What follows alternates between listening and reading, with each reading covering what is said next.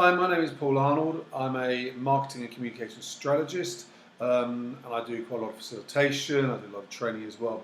And I've often been called the stuttering professor. The reason why, as you'll see, is because I have a slight impediment. But interesting when we're talking about this situation is exactly the constraint that I had as having a stutter that made me go into the communication industry because I wasn't prepared to let a slight thing like a stutter get in the way. But less about me. Let's talk about the book.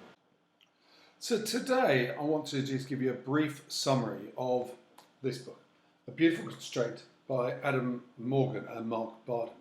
This is probably the best book that Adam has done since his seminal Eating Big Fish.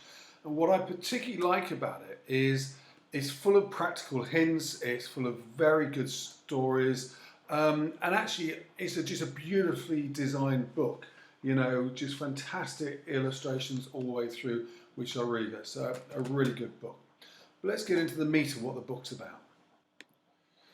The key thesis in the book is all about how constraints in an organisation should not be seen as something to be holding it back, but actually to fundamentally be seen as a spark for innovation and to break down the past thinking patterns that often sort of sclerotise what an organisation can and does do. The book goes through 6 fundamental principles about things you can do to help turn a constraint into becoming a beautiful constraint. Okay, victim, neutralizer or transform. Basically, the mindset you approach a constraint in fundamentally will affect the way that you deal with it. And basically what Adam and Mark do is they sort of typify 3 different styles. There is the victim, and the victim basically takes on the constraint and therefore limits what their ambition is. They reduce what their expectations are based upon it. The neutralizer, however, takes it a slightly further on, and what they do is they're trying to neutralize it. They're trying to find ways around it so therefore their ambition isn't thwarted. But the most powerful mindset is to take one of being a transformer. And in this, you don't see it as a limitation, you see it as a leverage to go to much greater heights. And therefore they over-exceed the ambition of what the original project was about.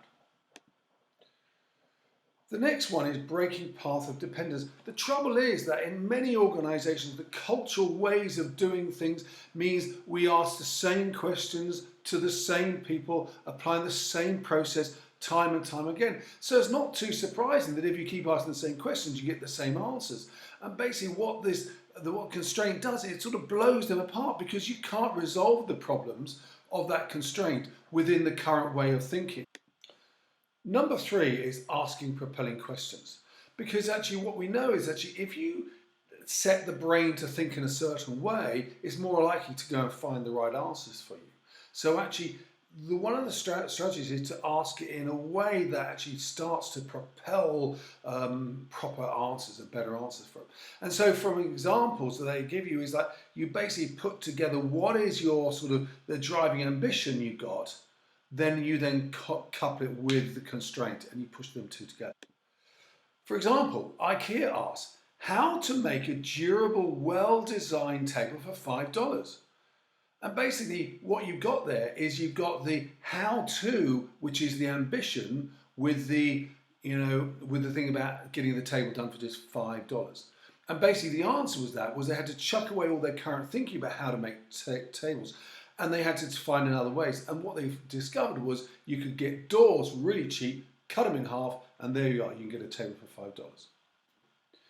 The next example is from Audi, where Audi asks, how do you win Le Mans if our car can go no faster than the others? Very good question. And obviously the answer which they came up with was by having less pit stops. Duh. And actually therefore that led them to go and design the first racing diesel car, which therefore, because it did better fuel consumption, it had to stop less. So that's the way asking the propelling question allows you to get a better, stronger solution. The next one is to sort things out into can-if statements, because the world is full of naysayers. It's full of people saying, oh, well, you can't do that because of this, you can't do it because of that. And what they say, no, reframe it. Reframe and instead say, we can if. The book identifies 9 different can-if areas you can explore. For example, one is we can if we use other people to do it. So, for example, Duolingo has 1.2 million people who translate stuff for free for them because they see it as an opportunity to practice their translation skills and their language skills.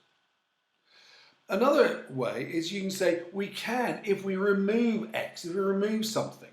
So, for example, Citizen M, the hotel chain, looked at what do people really want from a hotel experience and what don't they really care about. And basically what they did, they took out all the things people didn't really care about, and basically like the slippers, the dual sinks, the team, caddy, all those things like that. And instead what they did, they just focused on the good things. We want design, they wanted technology, they wanted a good quality bed, etc., etc. And therefore they're able to offer top quality hotel experience at 75% of the cost because they focus on a can-if statement. The next one is creating abundance. We don't realize how much opportunity there is around us because we're constrained by the thinking. We're so used to, as a manager approach, to be given stuff. And when you don't get given extra stuff, extra resources, you think, oh, well, I can only do it to this level. And actually, if you actually have a bit of initiative and be more resourceful, you can find lots of different other sources of opportunity out there. And one thing is that you should look at your stakeholders, you should look at your customers, you should look at actually the other employees. You should also remember that you obviously have things that you could barter yourself. So actually, again, the book gives you a whole range of different places that you can look at to find ways of how to overcome the constraint you're working under.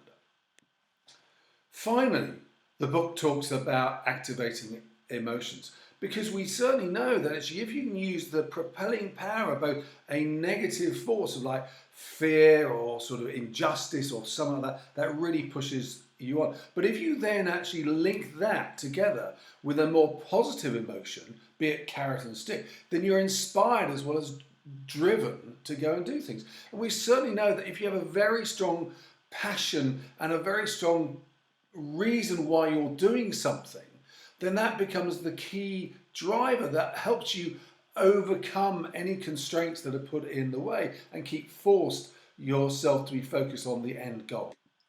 So there we are, a very quick summary of a beautiful constraint. So if you want to actually get a more detailed summary, I do write one up, which is on my blog, which is at slowdown.wordpress.com, slowdown spelled with 3 O's. And if you're tempted by this, then I would recommend buying the book from any local bookstore that you fancy buying from. Thanks for listening. Bye for now. Thanks very much.